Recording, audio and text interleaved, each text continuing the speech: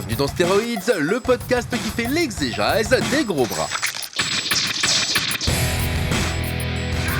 Avec Stéphane Moïsakis et Yannick Dahan. Bienvenue dans ce nouvel épisode de Stéroïdes, le podcast. Je suis Stéphane Moïsakis, je suis votre hôte et aujourd'hui, chose promise, chose due. Ah, tu l'avais promis? Je l'avais promis dans une émission de Sale Temps pour un film.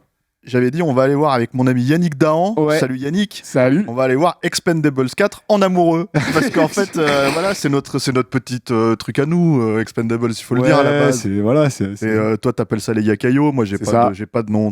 Pour moi, ils sont un absolu. Ces gens-là. Voilà quoi. Je les appelle papa, tonton. Voilà. Tu vois, voilà. Et voilà, donc Expendables 4 qui est sorti en salle cette semaine, le 11 octobre en France.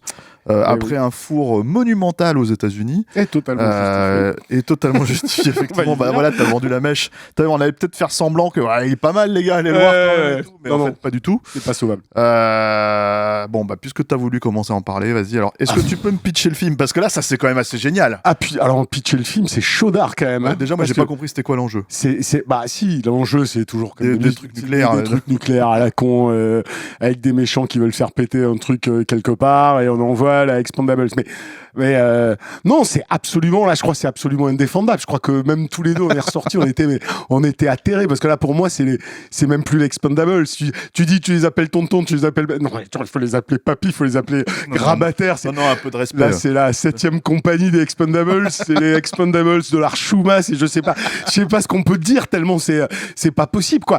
Et moi, ce qui m'a fait halluciner, parce qu'on va pas trop parler tous les deux ensemble, mais on n'a pas eu le temps. Dès le début, c'est du nimp. Alors moi, j'ai eu déjà en termes de montage, tout ça, tu t'hallucines dès le départ. Le film, il commence. T'es en Libye. T'as le mec du Raid là qui j'arrive jamais à retenir son nom, l'acteur là. Ah oui, Iko Uwais. Voilà, donc qui est un des méchants du film, qui attaque. Un des méchants parce que attention, il faut le dire, on spoil. Comme d'hab dans ces émissions là. Il y a plusieurs méchants. Voilà, il y a plusieurs méchants. Dans un, c'est une révélation absolument hallucinante. Et alors, il débarque. Non, mais ça, c'est ouf. Moi, j'ai trouvé ça ouf au départ. Il débarque dans l'usine comme ça en Libye. Alors, tu comprends qu'ils viennent buter un général pour voler des détonateurs. Un général, mais ce qui est encore génial, c'est Team America le truc. Oui, c'est-à-dire que le général qui mange des falafels avec sa femme. Avec sa femme et son gosse. Sans déconner, quoi. Et ils arrivent pour lui piquer des détonateurs. Mais alors, ce qui est génial, c'est qu'ils butent des mecs. Ok. Tu vois apparaître le méchant, là, le mec de The Raid, qui sort d'un tank, fondu au noir. Ok, en plein milieu de la scène, hein. Tu fais au fond du noir, je suis d'accord. Là, t'as une espèce de plan improbable autour d'une moto qui te montre Stallone C'est la présentation de Barney. Voilà, la présentation de Barney qui te montre Stallone qui fume son cigare, il se barre. Avec sa moto. Expendables. 4. Et alors là, je sais plus dans quel ordre c'est, mais il se passe plein de trucs dans la vie des Expendables, c'est-à-dire que tu découvres une espèce de fight conjugal entre Jason Statham et Megan Fox. Il se passe, et à chaque fois, tu reviens dans la continuité de la scène en Libye, tu vois, où pendant que t'as l'impression qu'il s'est passé 3 jours là-bas, tu reviens, le mec, il est sorti de son char, il va aller chercher le type. Et ce qui est ouf, c'est que les Expendables arrivent, alors que les mecs, ils sont toujours dans l'usine. T'as l'impression que ça fait 4 jours qu'ils se préparent à venir. T'es là, tu dis, vous foutez de la gueule du monde, c'est pas possible. Parce que très probablement, le monteur, ou le prod, il a dû se dire, attends, il n'y a pas une seule scène d'action avant 10 minutes. Ouais, c'est ça. Ça va pas, là, on fait Expendables et tout, tu vois. Mais c'est... Non, mais ça n'a aucun sens. Combien même tu pourrais le justifier par une timeline différente, tu vois ce que je veux dire, que t'entrecroises, c'est tellement fait n'importe comment que dès le départ, t'es largué du truc. Mais c'est marrant parce que t'as ce problème-là. Mais t'as aussi, c'est quand même entre. Alors déjà, c'est chirurgie esthétique le film. Parce que là, ils ont tous refaire la gueule. Même Statham, il s'est un petit peu fait lifter. Non, ensuite, c'est arthrite le film parce que les mecs, ils ont mes genoux. Il faut marcher. Ouais, mais là, on a besoin de vous pour un gros plan là, un plan large où vous marchez. Et les mecs, tu vois, ils n'y arrivent pas et tout quoi. Enfin, c'est un enfer. Ouais, parce que là, on parlait du scénar, mais c'est vrai que quand tu regardes le truc dans son ensemble, tu te dis c'était tout ce qu'il fallait pas faire. D'abord, disons-le clairement. On dit clairement. Déjà. Expendables 2 et 3, c'était pas des chefs-d'œuvre, et le 3 était limite insupportable.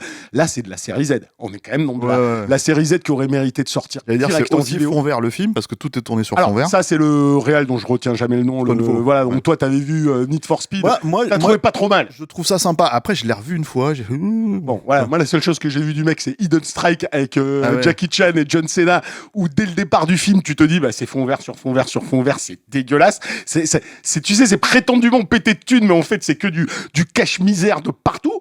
Là, c'est que ça. C'est infect, mais le plus triste dans le truc, c'est bon, alors on y reviendra peut-être, bon, je sais même pas si ça mérite d'être très sérieux, mais c'est dénaturer complètement en fait, t'as l'impression de dire, pourquoi vous appelez ça Expendable? Enfin, en quoi, désormais, c'est un Expendable? C'est-à-dire que là, les mecs, comme tu dis, sont grabataires. Ce qui fait peine, hein, quand même. Tu te fais chier à avoir Dolph Lundgren, le pauvre Dolph Lundgren, quoi. Il fait pas un truc de déjà, tout il y a le deux film. trucs. Attends, il y a deux trucs, il faut dire. Il y a deux nouveautés avec Dolph Lundgren. Dolph Lundgren, en fait, il a les cheveux longs dans celui-là. Ouais, en plus, c'est même pas. Il lui dit. En fait, pourquoi? La raison, c'est quoi la raison? Tu vois, parce qu'il drague une meuf sur Internet, quoi. Voilà. Et en fait, quand les mecs lui disent, tu l'as rencontré, il fait non. Et en fait, c'est une perruque en plus. Ouais, tu vois, non, c'est même pas, ils le disent. Donc la scène, elle est complètement. Tu te dis, ok, mais vous avez écrit ça sur un coin de table et Ah ouais, non, mais c'est clair. vous lui avez filé la page, quoi. Ça, c'est le premier point. Deuxième point, en fait, il a des. il est sniper dans celui-là, ouais. Et il a comment t'appelles ça, un scope de précision, mais en fait il a des lunettes. prescrit par le médecin. Parce qu'il a des lunettes. Voilà. Sauf que dans la scène d'action, en fait, il est pas foutu de placer un seul schlass, quoi. Et ça parce qu'il a arrêté de boire, soi-disant. Alors, bon, on en parlait de ça. Moi, je trouvais que ça aurait pu être dans un film normal, correctement fait, de jouer un personnage, même sous forme de blague, qui est un sniper, qui perd la vue, qui est obligé de mettre des lunettes, qui arrive pas, et il arrive pas en raison aussi parce qu'il a arrêté de boire, et qui dans la scène finale se dit allez, je vais picoler un coup parce que j'en ai ras le cul, et je vais devenir bon. Ça aurait pu être marrant si ça avait été bien fait dans un bon film. Ils font l'espace d'un plan. Ils essayent de faire, mais qu'ils n'y arrivent jamais. Mais sur tout n'a ni queue ni tête dans ce film. Puis surtout, j'ai envie de te dire, c'est pas ça. C'est-à-dire que là, il y a un côté quand même triste dans le sens, c'est pitoyable. C'est-à-dire, il y a plus personne. Même t'as Statham qui est le seul à donner 2 coups de tatate dans le film. T'as Randy Couture qui est toujours là. T'as Dolph Lundgren qui est toujours là. C'est les seuls. Ils sont grabataires, ils bougent plus. Stallone, tu vas expliquer. Ah, ça, on va en parler. Faut en parler. Expliquer, mais qui est pas là pendant tout le film. Il est là un quart d'heure. Donc en fait, tu viens voir prétendument sur un Expendables, les anciennes gloires du cinéma d'action, il t'en reste plus que 2, une sur 2 ne fait strictement rien. Les nouveaux qui viennent, tu te dis, pourquoi Megan Fox, pourquoi 50 Cent, pourquoi limite même Andy Garcia, pourquoi la chinoise là qui sort de on ne sait où parce qu'elle a fait un Fast and Furious dans sa vie, personne ne sait qui c'est. Et aucun ne fait rien dans le film. Rien. Mais strictement rien, quoi. Si. Alors, mais attends, parce que t'as une micro-scène de 3 secondes sur chacun d'eux. Alors, attends, on va peut-être replacer un petit peu. Ça fait quand même 9 ans depuis Expendables 3. Ouais. Qui avait déjà été un bide. Ouais. Qui était aussi un film extrêmement problématique, parce que qui pour moi déjà en premier lieu se foutait un petit peu de la gueule de son public, parce que en gros c'était un film avec soi-disant que des Jones qui vont reprendre la relève, ce qui quand même est littéralement antithétique avec le concept de base. En fait, ça n'a aucun sens en fait de faire ça avec le concept d'origine, tu vois. Autant faire Fast and Furious en fait dans ce cas-là, voilà. Et encore, c'était même plus vraiment des jeunes déjà à cette époque-là. Mais alors le truc en plus, c'est que donc le film s'est bidé. Donc là, les mecs, en fait, ils t'ont vendu celui-là en disant attendez, on vous a entendu cette fois, on va refoutre du gore, machin, ce qui est vrai en fait dans l'absolu, mais ce qui est bon vu qu'il y a 3 bouts de son numérique. Mais ça c'était comme dans le premier, on dirait, tu vois. Sauf que le premier, il y avait une rage en fait, il y avait une envie de faire le film, en fait, si tu veux, qui était évidente. Là, plus personne se fait chier. Et donc 9 ans après, il y avait des rumeurs comme quoi, en fait, ils voulaient faire un spin-off en fait. Ils auraient dû sur Statham. Sur Statham, ils auraient dû. sur Lee Christmas, son personnage. Ouais. Et en gros, c'est probablement ce scénar-là qu'ils ont un petit peu récupéré. Et en fait, donc les scènes de mélange de fight conjugaux, là, les scènes de ménage, à mon avis, c'était dans ce scénar-là. Ils les ont pris, ils les ont foutus là.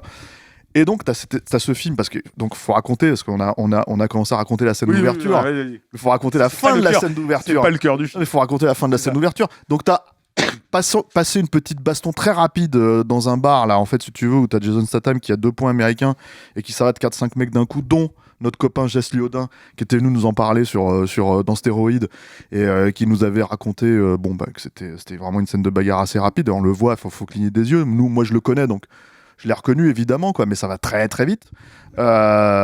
Sorti de cette scène de bagarre où t'as Stallone qui va vaguement en fait soulever un gars et le balancer par-dessus le bar, quoi. La scène d'action de Stallone, c'est qu'il prend son avion cargo, qui commence à envoyer des missiles partout, à tirer sur le camp libyen, là, tu vois, sur un espèce d'entrepôt en Libye, mais bon, tu vois bien que c'est en Bulgarie avec des rajouts numériques partout pour te faire croire que c'est là-bas, quoi. Et donc dans cette scène, si tu veux, attention, parce que je t'ai dit avant de commencer le film, je t'ai dit, tu vas voir, ça va être étonnamment émouvant. Tu vois, et effectivement, c'est incroyable. Ils te font, en fait, ils t'envoient un missile sur la gueule de Stallone, l'avion se crache, et là, on voit littéralement, en fait, donc Stallone meurt. Ouais. Et on voit littéralement son corps, c'est une merguez, quoi. Le truc carbonisé complètement. Avec le béret. Il est carbonisé, mais le béret, il est toujours là pour dire hey, c'est Stallone, les mecs. J'étais là, putain, c'est énorme, quoi. Ils ont peur de rien, les mecs. Et le truc, attends, les mecs, ils lui font des funérailles à la Expendables, tu sais, où en fait, ils jouent un, comment t'appelles ça, un concert dans le même bar habituel, là, tu vois, le bar des Expendables ou je sais pas quoi, où ils ont récupéré son bras qui fait un doigt comme ça, avec sa bague à lui. Sur le doigt, tu fais, et tu te dis, putain, ils auraient des couilles. Ils auraient des couilles, ça serait vraiment la mort de Stallone, de Barney Ross dans la franchise, quoi. Évidemment, ils ont pas. Mais évidemment, c'est pas le cas. Alors, pour plusieurs raisons. Enfin, tu le grilles. C'est même pas que tu le grilles, c'est que c'est tellement pas traité, en fait. C'est tellement pas traité au sérieux, cette scène. Ouais, enfin, en tout cas, tu peux pas la prendre au sérieux que tu te dis. Et c'est tellement Z en plus. Ouais, enfin, t'es en train de regarder ça, t'es en train de te dire, mais qu'est-ce qui se passe, quoi. C'est hallucinant. Que tu sais, qu'il est pas mort. Donc à la limite, tu te dis le seul truc éventuellement, c'est est-ce que c'est lui le fameux Ocelot qui cherche, tu sais, le méchant, dont personne ne connaît l'identité, et dont Randy Couture suggère peut-être qu'à un moment donné, il a été accusé d'être ce fameux Ocelot, tu vois, Barney Ross, quoi. Donc c'était soit ça, soit en fait il a fait tout ça pour déjouer les plans justement du fameux Ocelot, quoi. Et c'est ça en l'occurrence. Mais en fait, tu le grilles avec la grande révélation de qui est Ocelot, c'est le pauvre Andy Garcia. Qui est là juste pour faire des couilles, il fait que des blagues pour montrer qu'il est burné dans le film. Mais à la limite, si tu veux, dans cette espèce d'absurderie Z où tout le monde se prend plus ou moins au sérieux, alors qu'il y a aucune raison de l'être. Au moins, Andy Garcia, il en fait des caisses. Mais il est en roue libre. Ouais. Au moins, il est rigolo, quoi. Au moins, lui, il est rigolo, quoi. Ouais, mais c'est surtout, tu te dis, mais pourquoi Andy Garcia? Parce qu'Andy Garcia, il a fait quoi? Il a fait Les Incorruptibles? Non, mais il a pas fait de film d'action. Il a fait L'Enjeu. En fait, il a pas pourquoi fait de Andy Garcia, quoi. Les Ocean's Eleven, ça compte pas, en fait. Ouais, non. Tu vois, genre, je comprends pas tu vois, le truc. Et alors, Andy Garcia, c'est pareil, on lui a dit, alors, à mon avis, on a dû lui dire ça aussi, Andy Garcia, on a dû lui dire, bon, Andy, on va te mettre dans Expendables 4, tu vas être le méchant. Alors il dit attends, mais moi il faut que je fasse de la muscu, alors faut que je... Non, t'inquiète, c'est bon, donc en fait, pas de muscu. Ils le mettent en uniforme militaire à un moment donné pour faire genre petit essai casse. Oui, mais c'est pareil. Non, mais c'est pareil, c'est pas possible. Non, mais il faut quand même le dire, ça, avant même, au-delà de raconter, tout est raté, mais tout. Oui, mais c'est pas que le scénar. C'est pas que le scénar, c'est que moi c'est la première fois que même ces mecs qui sont pas des grands acteurs, on le sait, mais il y en a, mais ils jouent mais tous plus mal les uns que les autres. T'as l'impression que c'est les premières prises. Ah mais c'est ça. T'as l'impression qu'en fait ils ont pas. C'est pour ça que je disais la 7ème compagnie parce que c'est vraiment un niveau de nullité de jeu et puis même d'implication de quelque forme que ce soit. C'est hallucinant. Non, et puis avec des scènes un petit peu. En fait, tu vois, il y a des trucs. Alors. Je sais que le cinéma d'action et ce cinéma d'action qu'on affectionne particulièrement avec une certaine, nostalgie, mais même presque, en fait, j'ai envie de dire presque un petit peu de manière honteuse, parce que bon, faut quand même reconnaître que. Il y a des trucs pourris, oui. Ouais, puis ça décrit pas forcément les grandes valeurs humaines, tu vois, ou je sais pas quoi, tu vois. T'as quand même des scènes comme ça. Non, mais d'accord, mais t'as quand même des scènes en fait étranges, quoi. C'est-à-dire que t'as donc, en fait, parce qu'il faut raconter encore une fois ce que ça raconte, tu vois. Ouais. C'est-à-dire que passer cette scène où ils enterrent, Stallone. Ouais. Megan Fox devient la leader du groupe des Expendables. Voilà. Alors pourquoi tu sais pas? Parce qu'en fait, elle ne fait rien dans le film, c'est pareil. Elle devient la leader. Ils partent sur un paquebot. Ouais. Tu vois, pendant que Jason Statham est viré. Ouais. Donc il prend un boulot. Cette scène absurde, voilà. Un boulot de garde du corps d'un influenceur connard au possible, tu vois, dont tu t'attends évidemment. Donc il est habillé comme le transporteur. Ouais, c'est ça. Il est là comme ça en train de de s'énerver parce que l'influenceur il traite les nanas de biatch et tout ça, etc. Il fait tu parles pas aux femmes comme ça, tu vois, parce que les Expendables ils sont quand même, tu vois. Alors qu'ils font des blagues pendant tout le reste du film. Mais là il fait le chevalier blanc dans cette scène. Exactement. Okay. Et donc il tabasse la gueule du mec. Ouais. Il perd son job et il fait bon, ça suffit les conneries, tu vois. Maintenant je suis quand même un expendable, donc je vais me remettre dans la mission. Donc en fait, il traque Megan Fox en lui filant un couteau sur lequel il y a un balise là. Une balise pour la tracer. Et donc il se retrouve sur le paquebot avec elle. Ce paquebot, ce que tu ne sais pas, ce que le film te dit pas, Ouais. c'est que ça fait 40 minutes que ça a commencé, c'est la dernière heure du film, ça se passe là. Donc, en fait, L'intégralité voilà. du film dans ce faux paquebot tout mal fait d'ailleurs, voilà, accessoirement. tu vois, avec des fonds verts partout, tu vois. Et où alors t'as quelques scènes d'action absolument magnifiques où ils doivent balancer. Alors je rappelle que dans la cale du bateau, il y a donc une bombe nucléaire qui est capable de faire péter un continent et que quand ils se tirent dessus les mecs, ils se balancent 200 grenades à la gueule, même à la fin avec un hélico qui jette des roquettes et tout, et jamais la bombe explose. Non mais c'est pas seulement ça, c'est que t'as envie de leur dire, les gars, vous êtes sur le même bateau que, Ah non, mais ils que se ceux tiennent, sur ils qui en ont vous rien à tirez, foutre. en Je crois fait. qu'il y a un mec à un moment donné qui dit attention, tire pas parce qu'il est à 2 mm de la bombe, quoi, tu vois. Mais, Non, mais- dès que t'es la pièce à côté, c'est bon, il y a pas de problème, Et tu peux donc- y aller, quoi. Et donc, ce truc quand même assez génial, t'as une séquence d'infiltration absolument toute pétée là, Ah non. ils arrivent dans le truc, ils disent mais il y a personne sur ce paquebot, tu vois. Et là d'un seul coup ils rentrent dans une pièce et ils sont tous braqués. Ouais, voilà. Et ils se retrouvent tous dans une cale. Ouais. Pour sortir de la cale, bon, t'as quand même un grand moment d'acting de Andy Garcia qui croit qu'il va se faire tirer dessus Ouais. et qui se fait hurler, on dirait Michel, non, mais, on dirait Ah Michel non, mais- Serrault quoi. C'est pas possible. hallucinant. C'est hallucinant. Et donc, une fois que t'as passé ça, les mecs ils restent dans la cale comme des cons, ils attendent que Jason Statham vienne les sauver. Et donc on se retrouve, parce que c'est là où en fait je reviens à mon point sur l'espèce de déshumanisation totale pour des gags ou pour des trucs, tu vois. C'est que t'as des mecs qui sont en train de regarder la fameuse vidéo qui est devenue virale de Jason Statham qui pète la gueule à l'influenceur. Ouais. Ils disent c'est mon héros, j'aimerais tellement le rencontrer. Et là Jason Statham il rentre dans la pièce et il les bute tous au schlass. Et tu fais... Et d'ailleurs, il te fait même pas le plan du mec qui le reconnaît, qui aurait été le Mais c'est minimum ça. pour jouer la blague, quoi. Bah, tu c'est vois, ça, tu vois. Il le fait même pas. Et donc tu dis mais c'est aberrant. Pourquoi, C'est aberrant. tu vois? Mais, C'est-à-dire parce que mais ça valorise qui là-dedans? Ça valorise pas le héros, ça valorise pas, tu vois, Voilà, enfin, et ça puis c'est dévalorise pas les créer des méchants, ça fait situations rien. qui n'ont aucun sens. Donc celle où ils sont enfermés, dont toute la scène n'a que pour vocation au final de faire une blague sur pipi parce que le seul moyen de sortir c'est de faire Ça, pipi c'est sur pareil. une trappe pour pouvoir l'ouvrir. Donc avec Randy Couture qui fait pipi et les autres qui font oh là là, avec ce plan hallucinant, tu vois. Donc il est en train de pisser et t'as la chinoise qui avec un espèce de regard lubrique s'approche pour regarder son sgeg, quoi, parce que c'est grosso modo ça depuis le début du film. Ouais. Ils font des blagues sur la taille du sexe de Randy Couture, quoi. Enfin, on en est là dans le film, hein. Et puis l'autre il dit oh, je peux pisser tranquille. Puis les mecs ils reculent. Là, tu fais non mais attendez, là c'est pas possible. On est en dessous du niveau maternel avec quand même les dialogues les pires que j'ai vus dans un film depuis hyper longtemps. Et quand Non, je mais dis la c'est- vacuité des scènes, Ouais. c'est que toutes ces scènes qui n'ont que ça, c'est-à-dire celle-là, elle est faite pour faire la blague. Elles sont toutes justifiées a posteriori, n'importe comment. Avec Jason Statham qui arrive, qui les sauve, et l'autre il dit hey, j'avais prévu que t'allais venir nous sauver. T'es là, tu fais ok. Donc c'est super. Ouais. Non mais c'est Non, mais le film, t'as l'impression que le film il s'est écrit tout seul. ah T'as l'impression que c'est ChatGPT, on l'a dit Expendables 4, ChatGPT il a fait ok, ah ça non va. mais c'est Et puis il est revenu avec le c'est scénario. un et tout. renoncement de tout. Alors, paquebot. Ouais, c'est, non, c'est un voilà. renoncement de tout. Et puis ça va, c'est comme le 3 tu disais déjà, qui va à l'encontre de ce que c'est un Expendables. Là, c'est même pas le film de trop. Fallait même pas envisager de faire un truc pareil. C'est plus un Expendables, ça n'a plus rien à voir. Ça n'a plus rien à voir. Le seul qui avait une raison d'être là, à la limite, c'est Statham. C'est le seul qui a droit à 3-4 scènes de fight. Le mec, il a quand même Tony Jaa, qui est fondamentalement le seul mec, à part Jason Statham dans le film, qui est capable d'être encore impressionnant dans une scène de fight. Et les seuls moments où il se fight, c'est en plan serré. Et tu vois rien. Ouais, et puis même Et là, lui, tu fais non mais. que ce soit lui fous de la gueule du monde. ou Iko Uwais, c'est pareil. Oui, mais- parce que c'est les deux seuls qui sont à peu près jeunes. Hein. Oui, c'est Dans les le seuls. film, et encore, non, enfin, Tony Jaa, il commence un peu à accuser son âge, mais Oui, le mais truc, bon, c'est- il bouge quoi, tu Ouais, vois. non, mais Il est comme Statham, il peut encore faire des scènes de et, combat, quoi. et on a vu qu'est-ce qu'il était capable de faire aussi, tu vois. Mais c'est ça. Voilà.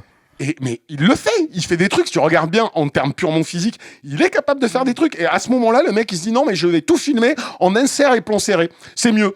Alors que c'est le seul mec qui pouvait mettre un minimum en valeur l'action martiale dans le Et film. après, il y a des C'est un trucs, truc donc, parce que ça, t'as ces deux Expendables qui ont été rajoutés. Enfin, il y en a un Expendables où c'est un méchant. T'as ces deux personnages qui ont été rajoutés. T'as donc Megan Fox. T'as. Ouais, ce dont je parlais, donc c'est voilà. pas qui c'est. Il y a Ah, le fils de le fils de Banderas Banderas, tu vois, ça dans le manquait. film d'avant. En fait, si tu veux, Non mais t'es là. t'as les gars, on n'a pas eu Banderas, alors on va dire que c'est son fils. Ah, non, mais Et donc, c'est le gamin qui joue dans Bad Boys for Life, là, qui joue le fils de Will Smith dans Bad Boys for Life, quoi. Et qui, pour le coup, imite plutôt bien Banderas, quoi. Mais Ouais, bon, ouais, bon mais ça fait un peu.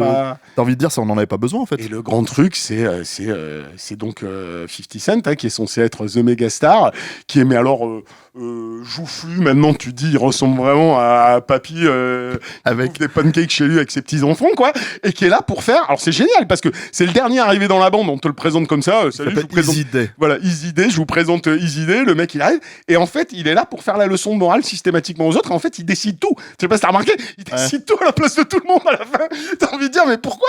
Je sais pas, et tout le monde l'écoute là, et enfin, ça n'a ni queue ni tête. Je sais pas quoi dire d'autre en fait. Il y a un grand moment quand même. Ah oui, lequel? Avec 50 Cent, où à un moment donné, il fait péter son morceau de musique là. Ah putain. Et c'est un morceau de 50 Cent. Oui, c'est un morceau. Et je crois, si je dis pas de conneries, que c'est le même morceau que dans Anatomie d'une chute au début du film. C'est-à-dire le film qui a eu la Palme d'Or. Je n'ai pas vu Anatomie d'une chute. Non mais alors, donc il y a un morceau de 50 Cent au début d'Anatomie d'une chute. Donc, Anatomie d'une chute, Expendables 4, même la combat. boucle. Ouais, j'ai envie de dire, tu vois. Expendables 4, Palme d'Or. Voilà, c'est tout, quoi. Donc, non, mais à un moment donné. Non, mais voilà. Et en fait, donc, il y a ça. Il y a effectivement un petit peu de violence, mais c'est vraiment. Enfin, c'est des couches dans la gueule, tu vois, c'est des moi, trucs. je pouvais, même dans le 3, tu vois, même le 3 qu'on a tous trouvé nul, tu pouvais toujours avoir un perso qui te va, tu vois, moi, ça me faisait marrer Banderas de 2 minutes au début. Tu peux avoir un ou deux trucs comme ça. Wesley Snipes, Mel Gibson. T'as quand même des mecs qui faisaient plaisir de les voir, tu vois. Moi, ça me fait plaisir de revoir toujours Mel Gibson ou Wesley Snipes. Là, il y a rien. Moi, c'est pas. Tu vois, et puis même le concept de te dire, je vais faire un Expendables, et attention, mes 2 nouveaux actifs, c'est 50 Cent et Megan Fox, t'as envie de dire what the fuck, quoi, c'est pas possible. Il y a un shift cognitif quelque part qui ouais, parce que elle, j'imagine que c'est à cause de son passif dans Transformers, tu vois. 50 Cent, c'est, je sais pas, c'est peut-être les jeux vidéo. C'est les jeux vidéo qu'il a fait. Tu y as joué à ces jeux-là? Parce que moi j'y ai joué à Blood on the Sand. Non, ça j'ai pas fait ça. C'est 50 Cent, il fait un concert, ça je vous le conseille, le jeu. C'est un jeu sur Xbox 360 et PS3 à l'époque, tu vois. C'est quoi? Blood on the Sand. Ah ouais. C'est 50 Cent qui fait un concert, tu vois, à 50 patates. Le mec, le promoteur, il lui a pas mis 50 millions de dollars. Il se casse, en fait. Il fait non, je te paye pas. Il se barre, tu vois, avec un crâne en or, tu vois. Tu sais, ou un truc comme ça, un crâne fourni de diamants. Et ta 50 Cent, tu fais OK. Et là, il suit le gars jusqu'en Irak. Voilà.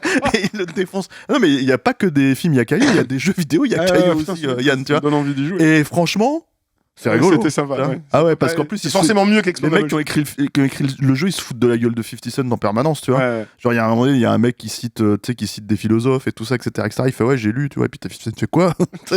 Donc bref, c'est donc 50 Cent que ouais, à part qu'il ait fait son film là, Get Rich or Die Trying là, avec Jim Sheridan, quoi. Je vois pas facile, il a peut-être fait un ou deux films d'action. Non, mais oui, ou des séries Z quoi, qui sont sortis en vidéoclub là. Mais voilà. Mais faut bien que les gens, s'il y a des gens qui regardent cette émission qui sont pas déjà convaincus à la base, alors bien comprendre qu'il y a rien. Pour moi, il y a rien à sauver. Il y a rien à sauver. Non, et puis en plus, il y a rien à sauver. Et il y a aussi cette enfin, on a un peu rigolé quand même. Hein. Moi, j'ai un peu rigolé. C'est tellement nul qu'il y a des moments où on a rigolé. Voilà, c'est ça. C'est du Z absolu. Et t'as quand même. Il y a des Steven Seagal tournés en Bulgarie mieux que celui-là. C'est dire, hein, je mesure mes paroles. Et ça coûtait 100 patates et ça, tu peux pas y croire. Non, moi, j'y crois pas une seconde. C'est pas possible, quoi. T'as envie de dire, il y a quelqu'un qui a blanchi de l'argent là chez L'Image, là. Puis après, bon, voilà. Ils ont épongé les dettes d'un Olympus Asphalen 3, là, ou je sais pas quoi. On a pu se marrer un peu, on peut en avoir rien à foutre, se dire que c'est la dope. Ça fait quand même un peu yesh, tu vois, sur la base du premier concept Expendables, qui était quand même une idée plutôt marrante. Mais moi, je pense que ça aurait dû rester un seul film, en fait. Et ça aurait dû rester un seul film, ça. Allez, au pire deux, un peu mieux, si le deuxième avait été un peu mieux torché ou fait par Stallone, mais pas plus que ça. Et terminé aussi lamentablement, c'est triste quand même. Et sans Steven. Et sans jamais Steven. Parce qu'à un moment donné, en fait, c'est quand même le truc auquel ils tournent autour du pot. Ils ont mis Van Damme, ils ont mis Mel Gibson. Alors, au début, Steven, il est où, bordel? Parce qu'au début, t'avais des questions d'ego. Hein, regarde. Si tu fous 100 millions, t'en files 50 à Steven. Il voulait pas au départ, puis il l'a fait. Puis on sait qu'il y a des fights entre Van Damme et Seagal et tout ça. Puis bon, Seagal est devenu fou aussi. Il en a plus rien à foutre depuis 20 ans. Donc il a toujours été fou, Steven. Voilà, maintenant il fait la promo de Poutine en Russie. Donc ouais, je pense qu'il est passé à autre chose. Hein, donc voilà. Ouais, mais bon, tu vois. Non, mais à ce stade, en fait, c'est vrai que t'as envie de dire pourquoi. Enfin, je veux dire, si vous mettez pas des Steven Seagal, si vous mettez pas des mecs comme ça, si vous mettez des Andy Garcia, si vous mettez des Megan Fox, pourquoi il y a pas Gérard Depardieu? Pourquoi il y a pas. C'est pas ça. C'est vrai, non, mais. Faire n'importe quoi, tu vois. C'est quoi, tu vois. Et au moins, ça sera rigolo. Oh, tu sais, qu'est-ce qu'il y a, tu vois. Ça serait parti en couille, quoi, tu vois. Non, mais c'est vrai, parce qu'à un moment donné, t'as Alain qui en peut plus, ça y est, tu vois. Mais voilà, tu vois, faites n'importe quoi et faites-le joyeusement, quoi. Tu vois. Ouais. Je sais pas. T'as n'importe quoi dans le bon sens et puis t'as le n'importe quoi qu'on a vu parce que ce qu'on a vu c'est quand même du grand n'importe quoi. Voilà et à ce stade en fait tu sors quand même. Alors moi je peux pas dire que tu sors en colère d'un film comme ça parce que à la limite vaut mieux en rire, mais le truc c'est que encore plus que le 3 qui était déjà un contresens, tu vois, t'as l'impression en fait vraiment que le public de base ils le prennent vraiment pour un débile mental quoi. Bah, c'est surtout moi c'est ce que je te disais tout à l'heure, je vois ça, je sais pas à qui il s'adresse. Apparemment à personne puisque personne n'est allé très clairement à qui s'adresser au moins les deux premiers, aller voir le 3 en ressortant quelques mecs qu'ils avaient oubliés. Tu peux comprendre ça s'adressait à nous, type de public qui avions kiffé ce genre de film et ça nous faisait marrer de revoir nos icônes de jeunesse faire les cons en mode papy. Mais là, moi quand on me sort 50 Cent, Megan Fox, Andy Garcia, je suis là mais de quoi vous parlez? Et puis je sais pas. Et puis à ce stade en fait si tu veux, il y a un truc c'est que tu peux même pas parce que à la limite les petits plaisirs qu'on pouvait avoir à l'époque dans le premier ces espèces de concepts de fight qui étaient pas toujours bien aboutis, hein, faut être honnête, hein, c'est-à-dire Jet Li contre Dolph Lundgren ou comment dire, je sais plus, Stone Cold Steve Austin contre Randy Couture. Bon bah là t'as Iko Uwais contre Jason Statham, c'est nul. Ouais. C'est nul parce qu'en fait le truc c'est que comme ça se passe sur le paquebot pendant 1 heure, tu vois. C'est l'art Titanic, je te dis, moi, c'est le Titanic Z là. C'est qu'en fait, à un moment, tu te dis, mais en gros, ça pourrait se passer n'importe où, n'importe comment. Tu vois, c'est juste que vous avez décidé de changer de décor, tu vois. Et ça limite quand même énormément la casse aussi, en fait, en termes d'argent. Tu peux pas me faire croire que ça a coûté si cher, quoi. Il y a pas une idée. Il y a a plus une idée de fight. Le cœur même du truc, c'est quand même censé être l'action. Il y a plus rien. Et t'as le retour. Et donc à la fin, t'as le retour de Stallone. Ouais, effectivement. Voilà, ou donc en fait, si tu veux, parce que tout est réglé en 2 secondes. On a quand même un fou rire parce que après la fight entre Statham et Iko Uwais, t'as encore une scène où t'as Statham qui essaye de se sacrifier. Ouais, c'est ça. C'est d'émotion. Et là, d'un seul, c'est avec des ralentis. Avec des ralentis, avec de la musique un petit peu, tu sais, comment t'appelles ça, épique et émotionnelle en même temps, si tu veux, genre comme si t'étais dans un Denis Villeneuve ou je sais pas quoi. Ouais, voilà, tu sais. Voilà. Et en fait, en gros, si tu veux, t'attends, tu te dis, alors moi, je me suis baissé vers toi, je t'ai dit, ça va être étonnamment émotionnel comme film, tu vois, encore une fois, tu vois. Et en gros, là, t'as comment il s'appelle, t'as Andy Garcia, toujours avec son petit béret, toujours avec sa gaine, là, tu vois, pour cacher le truc, qui lui dit, on va se foutre sur la gueule. Viens. Ouais, là, on a explosé de rire. On va pas y avoir Statham contre Andy Garcia, c'est pas possible. Voilà, c'est ça. Et donc là, t'as Statham qui descend. Attends-moi, j'arrive, tu vois. Genre, on va se mettre sur la gueule. Ah ouais, au chlasse, on y va, tu vois. Et en fait, même le film, il s'est dit non. Même ça, on n'y croit pas. Et voilà, donc en fait, t'as l'hélico de Stallone qui arrive, qui envoie une rafale dans la gueule d'Andy Garcia, parce que Andy Garcia, c'est lui, en fait. C'est le méchant, tu vois. Il en fait un steak tartare. Le truc là, t'as un plan assez joli, c'est assez marrant là. En fait, plan Goras là, ça c'était caché par terre et tout quoi. Et hop, tu vois en fait petit rappel et t'as Stallone qui explique en 2-2, tu vois. Il fait alors j'ai fait ça pour ça. Et là ça devient usuel suspect. Ah ouais, c'est ça devient. Il t'explique comment il a fait tout son plan, comment il a survécu. Tu fais mais n'importe. Ah mais c'est n'importe quoi. Et là il a foutu. Parce que c'est quand même le grand gag final, tu vois. C'est qu'en fait, mais c'était qui le cadavre tout cramé, là, toute la merguez, là, tu vois. Et ben il a foutu, en fait, un espèce de petit trou du cul. Là, de la première scène de fight dans le bar. Qui lui avait piqué sa bague, là, tu vois. C'était tout l'objet de cette baston dans le bar au début, hein. Et tu fais, ok. Voilà. C'est en dessous tout, quoi. Voilà. C'est écrit, alors, alors, j'ai pas retenu tous les noms, mais c'est écrit par Kurt Wimmer. Alors, peut-être il a écrit un truc bien et puis des mecs sont venus écrire par-dessus, ou c'est l'inverse. Alors non, parce que Kurt Wimmer, il est connu pour être l'un des scénaristes de l'affaire Thomas Crown de McTeam, enfin bon, tu vois, je veux dire, voilà. Le reste de sa carrière, c'est Equilibrium. C'est, comment ça s'appelle, Ultraviolet, avec Machinette, avec, comment elle s'appelle, merde.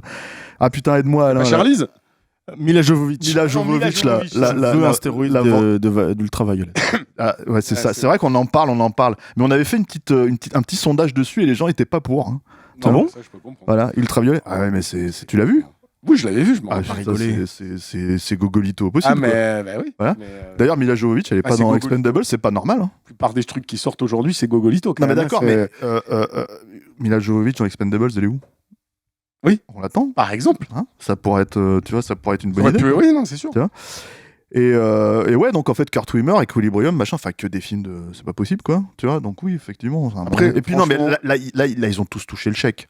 Je veux dire, ils en ont rien à foutre. Il y en a personne qui en a rien à foutre, quoi. Non, rien à foutre. Même les nouveaux qui arrivent, t'as l'impression qu'ils n'en ont rien à foutre. Donc, rien à défendre. Et puis ça fait, c'est triste parce que là, il arrive aussi un stade où tu dis, faut arrêter. Enfin, genre, même Dolph Lundgren, on sait le pauvre, qui est sorti quand même qui est sorti d'une longue période de cancer là. Ouais, il a une convalescence aussi avec son genou là récemment. Tu le vois, tu vois Stallone, tu vois la gueule de 50 Cent, tu vois, hormis Jason Statham, t'as tous envie de dire, là, faut arrêter, là, c'est plus possible parce que t'es même plus crédible juste en mettant un uniforme, t'es plus crédible quand même, quoi. Donc il y a ce côté triste, c'est ce qu'on disait, que Stallone, ça passe encore quand il va faire un Tulsa King, parce que bon, il met son petit costard, il est très vieux, mais il est pas là pour foutre sur la gueule, c'est juste de la grande gueule. Là, tu viens voir des mecs physiques. Et en fait, ouais, et puis en fait, il y a ce truc où tu te dis, encore une fois, je veux dire... Bon, je sais bien qu'il y a de la suspension d'incrédulité dans un film comme ça, tu vois, il faut vraiment la mettre très très haut, mais le truc, si tu veux, c'est que essayer de te faire croire que le personnage de Stallone va crever, alors qu'en fait, il crève pas dans Rocky...